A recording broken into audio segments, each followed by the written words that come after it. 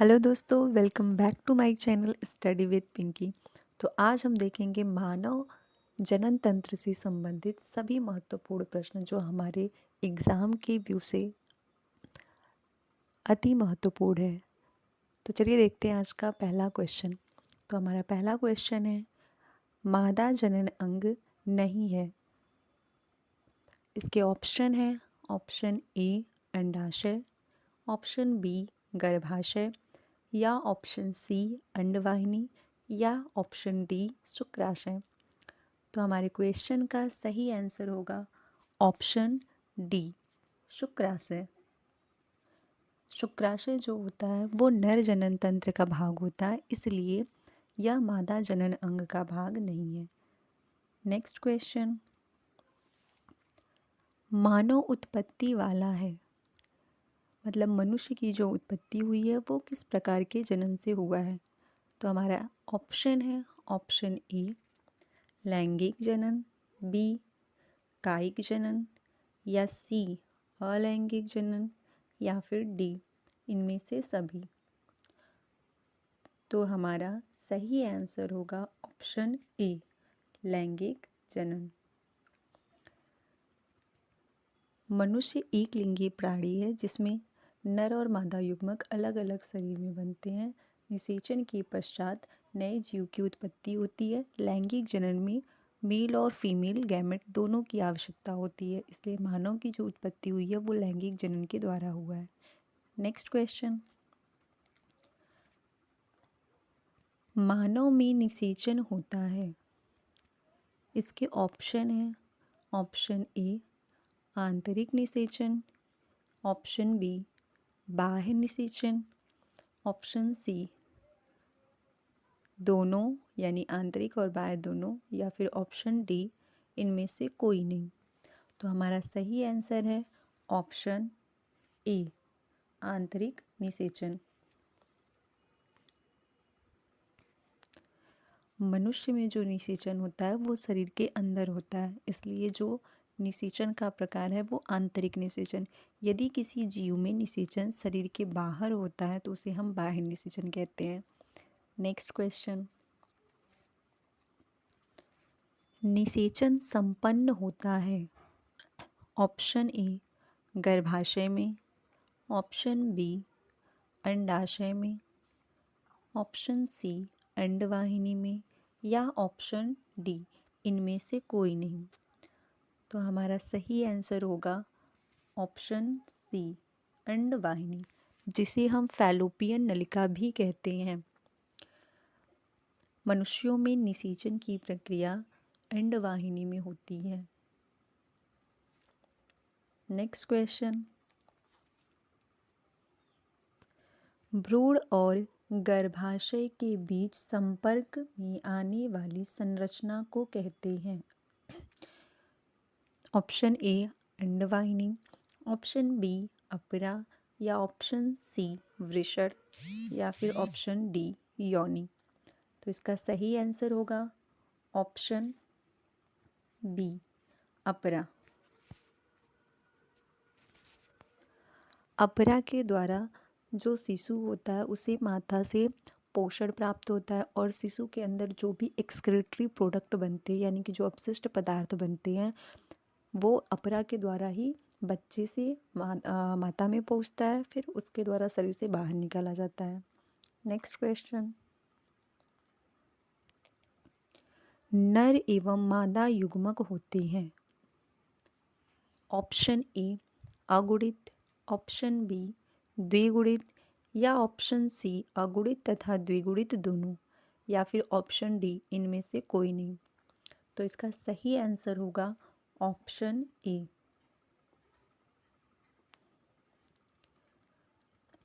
मनुष्यों में नर तथा मादा युग्मक का निर्माण अर्धसूत्री विभाजन के द्वारा होता है। अर्धसूत्री विभाजन के द्वारा बने युग्मकों में गुणसूत्रों की संख्या आधी होने के कारण यह एक अगुणित अवस्था होती है। Next question,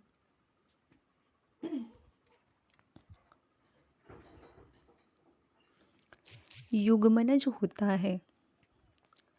option A अगुणित, option B द्विगुणित या ऑप्शन सी अगुणित तथा द्विगुणित दोनों, ऑप्शन डी इनमें से कोई नहीं।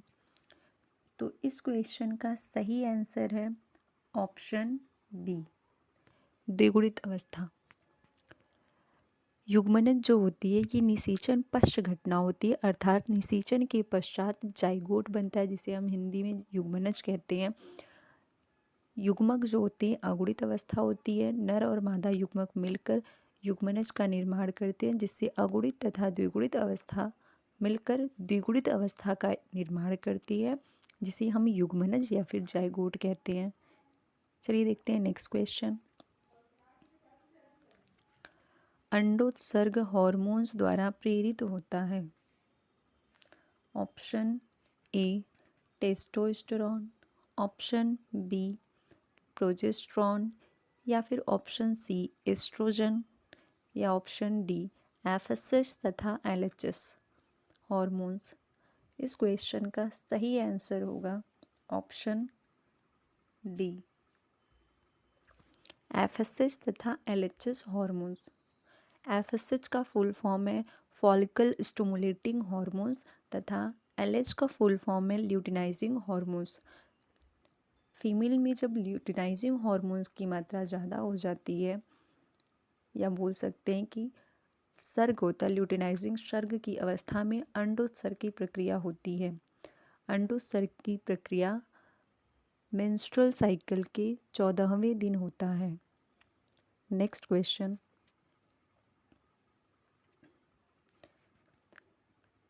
नर एवं स्त्री के युग्मक के संलयन को कहते हैं। ऑप्शन ए अंडोत्सर्ग, बी निषेचन या सी स्खलन या फिर डी इनमें से कोई नहीं। तो इस क्वेश्चन का सही आंसर है ऑप्शन बी निषेचन। नर तथा मादा युग्मक के संलयन की प्रक्रिया को ही निषेचन कहते हैं। निषेचन दो प्रकार का होता है, आंतरिक और बाह्य निषेचन। शरीर के अंदर निषेचन की क्रिया अगर होती है तो उसे हम आंतरिक निषेचन कहते हैं। यदि निषेचन की प्रक्रिया शरीर के बाहर होगी तो उसे हम बाह्य निषेचन कहेंगे। चलिए देखते हैं नेक्स्ट क्वेश्चन। अनिषेक जनन की प्रक्रिया में होता है। ऑप्शन ए निषेचन से पूर्व शुक्राणु मर जाते हैं, ऑप्शन बी अंड शुक्राणुओं द्वारा निषेचित होता है, या ऑप्शन सी कृत्रिम निषेचन होता है, या फिर ऑप्शन डी बिना निषेचन के ही अंडे विदलित हो जाते हैं। तो इस क्वेश्चन का सही आंसर है ऑप्शन डी। अनिषेक जनन वह प्रक्रिया होती है जिसमें बिना निषेचन के ही नए जीव का निर्माण होता है। Next question.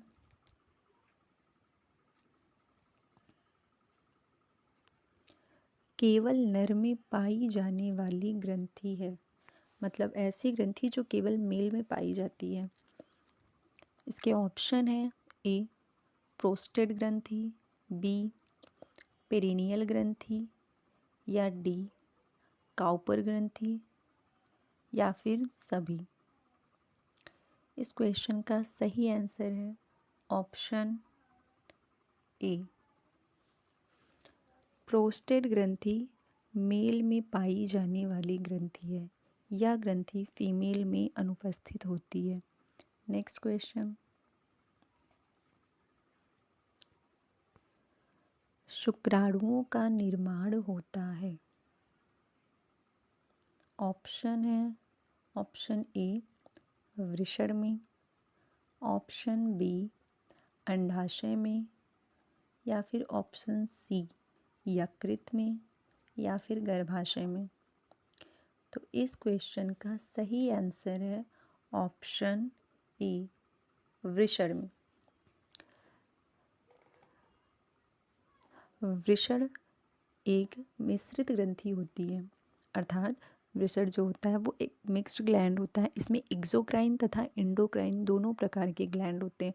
एक्सोक्राइन से एंजाइम निकलते हैं तथा अंतःस्रावी से या एंडोक्राइन से हार्मोन स्रावित होते हैं। नेक्स्ट क्वेश्चन,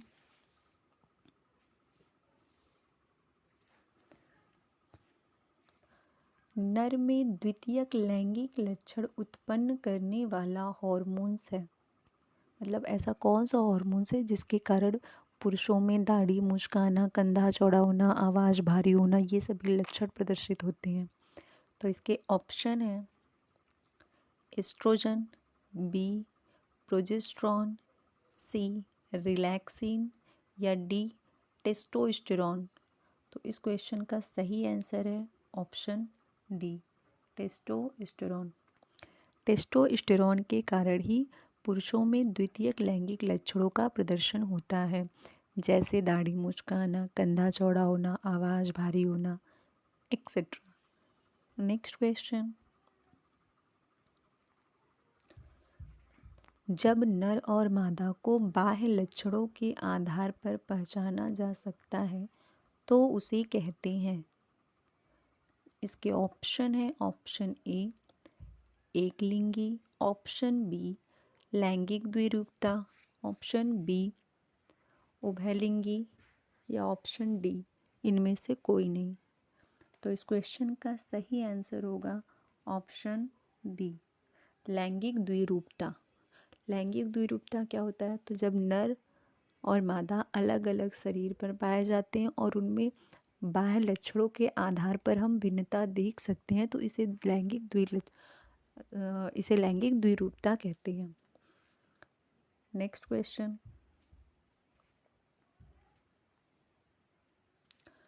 मादा द्वितीयक लैंगिक लक्षणों को नियंत्रित करने वाला हॉर्मोन्स है। इसके ऑप्शन है option a vasopressin, b prolactin या सी रिलैक्सिन या फिर ऑप्शन डी एस्ट्रोजन। तो इस क्वेश्चन का सही आंसर है ऑप्शन डी एस्ट्रोजन।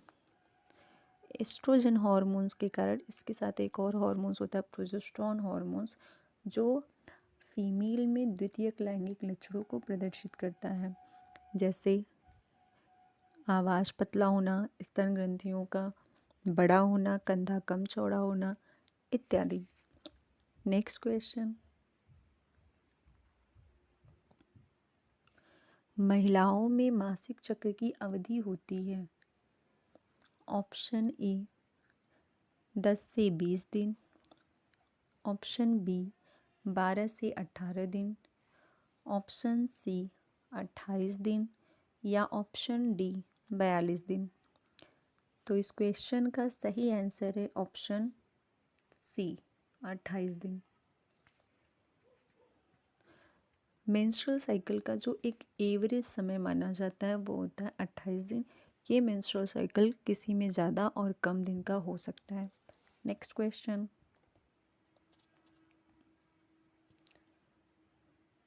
शुक्र जनन में शुक्राणुओं की संख्या होती है, अर्थात शुक्र जनन की प्रक्रिया में कितने शुक्राणुओं का निर्माण होता है।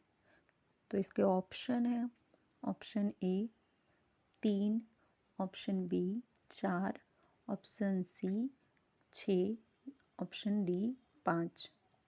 तो इस क्वेश्चन का सही आंसर होगा ऑप्शन बी 4। शुक्र जनन क्या होता है? तो वृषण में अर्धसूत्री विभाजन द्वारा शुक्राणुओं के निर्माण की प्रक्रिया को ही शुक्र जनन कहते हैं। शुक्र जनन में अर्धसूत्री विभाजन के फलस्वरूप शुक्राणुओं का निर्माण होता है, इसलिए इनमें गुणसूत्रों की संख्या आधी होने के कारण जो नर युग्मक होते हैं ये अगुणित अवस्था में पाए जाते हैं, ना कि द्विगुणित। चलिए देखते हैं अगला क्वेश्चन। नेक्स्ट, पुरुषों में नसबंदी को कहते हैं। Option A tubectomy, option B amniocentesis या option C vasectomy, option D इनमें से कोई नहीं। तो इस क्वेश्चन का सही आंसर है ऑप्शन सी वैसेक्टोमी। वैसेक्टोमी क्या होता है? तो पुरुषों में जो सेमिनल वेसिकल होता है, या फिर बोल सकते हैं जो वास डिफरेंसिया नली होती है, ऑपरेशन के थ्रू उस नली को काट कर बांध दिया जाता है, जिससे टेस्टिस में शुक्राणुओं का निर्माण तो होता है लेकिन वो शरीर से बाहर नहीं जाता है। तो इस प्रक्रिया को वैसेक्टोमी कहते हैं। Next question.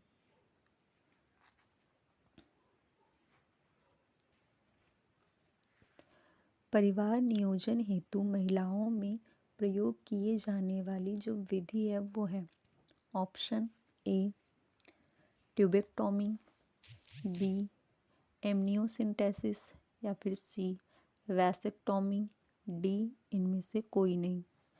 इस क्वेश्चन का सही आंसर है ऑप्शन ए ट्यूबेक्टोमी।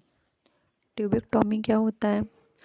तो मादा जनन तंत्र में अंडवाहिनी या फिर फैलोपियन नलिका को काट कर बांध दिया जाता है, जिससे अंडाणु अंडोत्सर्ग की प्रक्रिया के दौरान अंडवाहिनी में नहीं पहुंच पाते।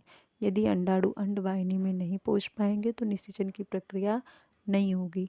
ये एक प्रकार की स्थायी विधि है। नेक्स्ट।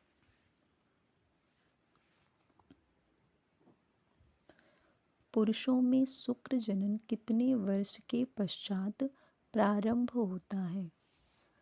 इसके ऑप्शन है ऑप्शन ए 15 से 18 साल, ऑप्शन बी 18 से 20 साल, या ऑप्शन सी 5 से 10 साल, ऑप्शन डी इनमें से कोई नहीं। इस क्वेश्चन का सही आंसर है ऑप्शन ए 15 से 18 साल। Next question.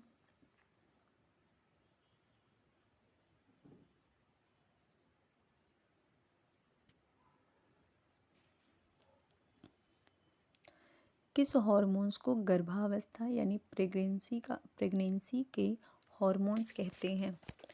Option a progesterone, b relaxin, c melatonin, या d luteinising.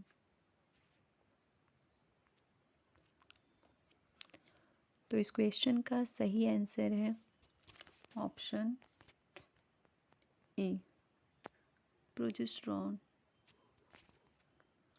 Next question.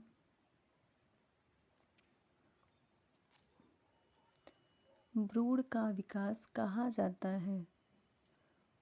Option A निषेचन के 10 सप्ताह तक की अवधि, बी निषेचन से 8 सप्ताह तक की अवधि, सी निषेचन से 7 सप्ताह तक की अवधि, डी निषेचन से 9 सप्ताह तक की अवधि। तो इस क्वेश्चन का सही आंसर है ऑप्शन बी निषेचन से 8 सप्ताह तक की जो अवधि होता है उसमें भ्रूण का विकास होता है। Next question. एमनियोसिंटेसिस में बताया जाता है। इसके ऑप्शन है ऑप्शन ए भ्रूण के लिंग को, ऑप्शन बी अमीनो एसिड के प्रकार को, ऑप्शन सी प्रोटीन के अमीनो एसिड के अनुक्रम को, या फिर ऑप्शन डी हॉर्मोन्स के प्रकार। तो इस क्वेश्चन का सही आंसर है ऑप्शन ए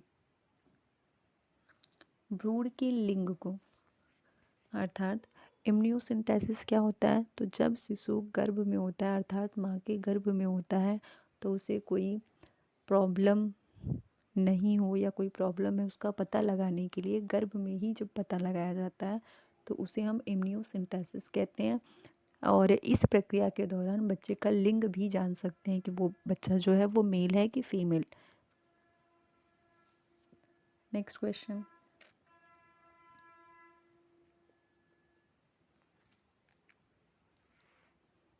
गर्भ की सबसे बाहरी झिल्ली होती है? ऑप्शन ए अंकुर, बी अपरा जिसे हम प्लेसेंटा भी कहते हैं, सी जरायु या डी इनमें से कोई नहीं। तो इस क्वेश्चन का सही आंसर है ऑप्शन सी जरायु। नेक्स्ट क्वेश्चन, नर जनन तंत्र से संबंधित है। Option a testis, b epididymis, c prostate ग्रंथि, डी इनमें से सभी। तो इस क्वेश्चन का सही आंसर है ऑप्शन डी इनमें से सभी। अर्थात मेल रिप्रोडक्टिव सिस्टम में टेस्टिस भी होता है, एपिडिडाइमिस भी होता है जिसे हम लोग अधिवृषण भी कहते हैं, प्रोस्टेट ग्रंथि भी होता है। अर्थात ये सभी मेल रिप्रोडक्टिव ऑर्गन में पाए जाते हैं या मेल रिप्रोडक्टिव सिस्टम में पाए जाते हैं, इसलिए इसका सही आंसर होगा ऑप्शन डी इनमें से सभी। चलिए देखते हैं next question.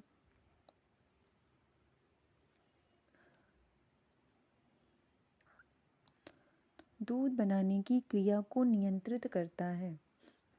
Option a prolactin, b relaxin, c testosterone या फिर डी एस्ट्रोजन। तो इस क्वेश्चन का सही आंसर है option a prolactin hormones. Prolactin जो होता है मैमरी ग्लैंड में मिल्क के प्रोड्यूस को या प्रोडक्शन को बढ़ाने का कार्य करता है, निर्माण करने का कार्य करता है। ऑक्सीटोसिन जो होता है मैमरी ग्लैंड से मिल्क को प्रोड्यूस करने में हेल्प करता है। चलिए देखते हैं नेक्स्ट क्वेश्चन।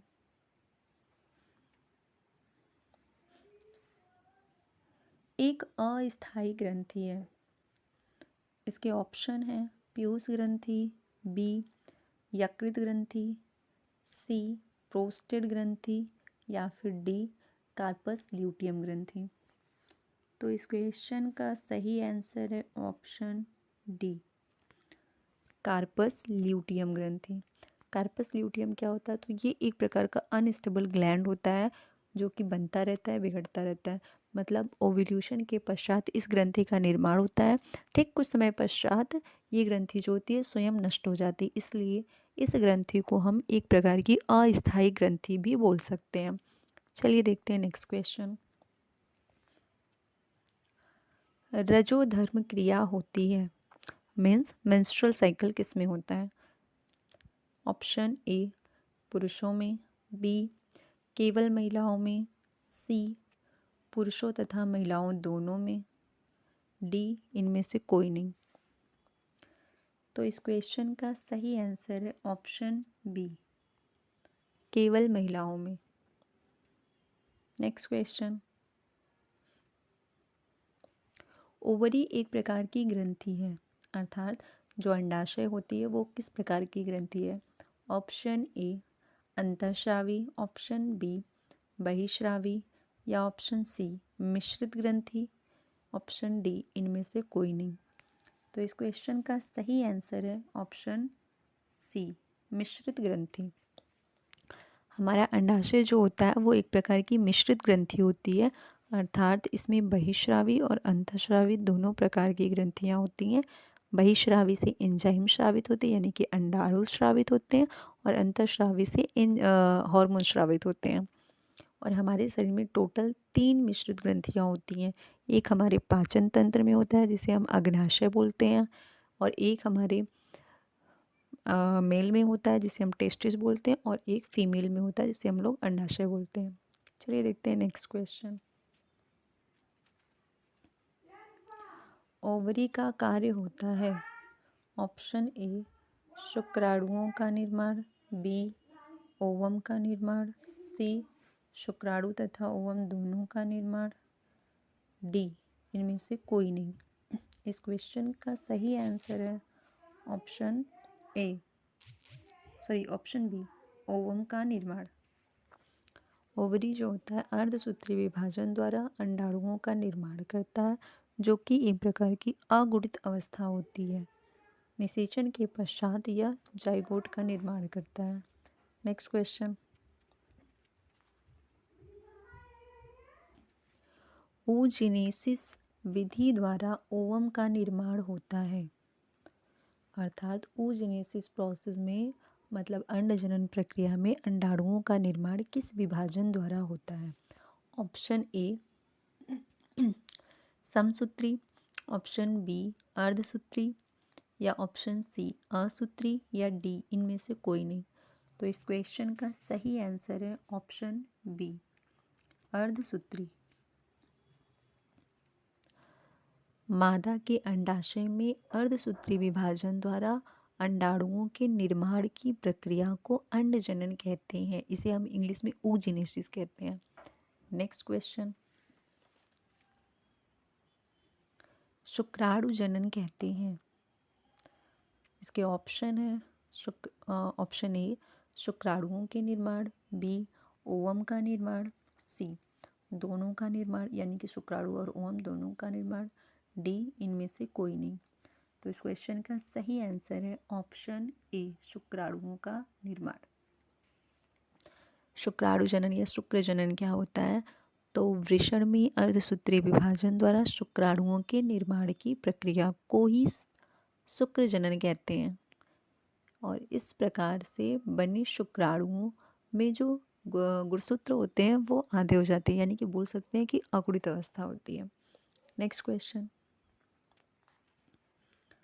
गर्भाशय में कितनी परत होती है? अर्थात हमारी जो गर्भाशय होती है वो कितनी परतों की बनी होती है? Option a 2, option b 3, option c 4, option b 5। तो इसका सही आंसर है ऑप्शन बी 3।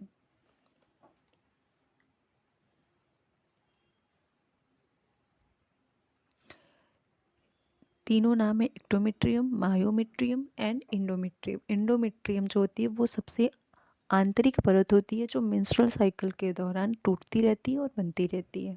चलिए देखते हैं नेक्स्ट क्वेश्चन। टेस्टिस जिस आवरण के द्वारा ढका होता है उसे कहते हैं? ऑप्शन ए अंडकोश की थैली, बी गर्भाशय, सी प्रोस्टेट, डी अंडवाहिनी। तो इस क्वेश्चन का सही आंसर है ऑप्शन ए अंडकोश की थैली, जिसे हम स्क्रोटम या वृषणकोश भी कहते हैं। इसके अंदर जो टेस्टिस होता है वो सुरक्षित रहता है। नेक्स्ट क्वेश्चन,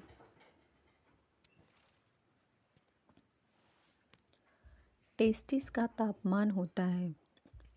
ऑप्शन ए शरीर के टेम्परेचर से 2 से 3 डिग्री सेल्सियस कम, या 2 से 3 डिग्री सेल्सियस अधिक, सी 5 से 10 डिग्री सेल्सियस कम, ऑप्शन डी 10 से 20 डिग्री सेल्सियस अधिक। तो इस क्वेश्चन का सही आंसर है ऑप्शन ए शरीर के टेम्परेचर से 2 से 3 डिग्री सेल्सियस जो होता है वो टेस्टिस का टेम्परेचर कम होता है, क्योंकि शुक्राणुओं का निर्माण अधिक टेम्परेचर पर नहीं हो सकता। शुक्राणु अधिक टेम्परेचर पर नष्ट हो जाते, इसलिए शुक्राणुओं का निर्माण वृषण में होता है जिसका टेम्परेचर हमारे शरीर के टेम्परेचर से 2 से 3 डिग्री सेल्सियस कम होता है। नेक्स्ट क्वेश्चन, फिब्री पाया जाता है? ऑप्शन ए नर में, ऑप्शन बी मादा में, ऑप्शन सी नर और मादा दोनों में, या ऑप्शन डी इनमें से कोई नहीं। तो इसका सही आंसर है ऑप्शन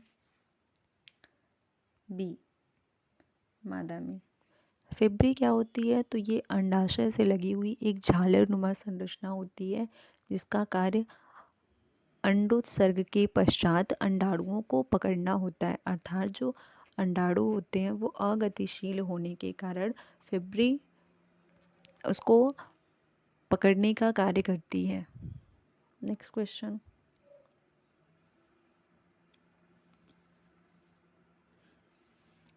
शुक्राणुओं का निर्माण किस तापमान पर होता है? ऑप्शन ए शरीर के तापमान पर, ऑप्शन बी शरीर से अधिक तापमान पर, ऑप्शन सी शरीर से कम तापमान पर, ऑप्शन डी इनमें से कोई नहीं। तो इस क्वेश्चन का सही आंसर है ऑप्शन ऑप्शन सी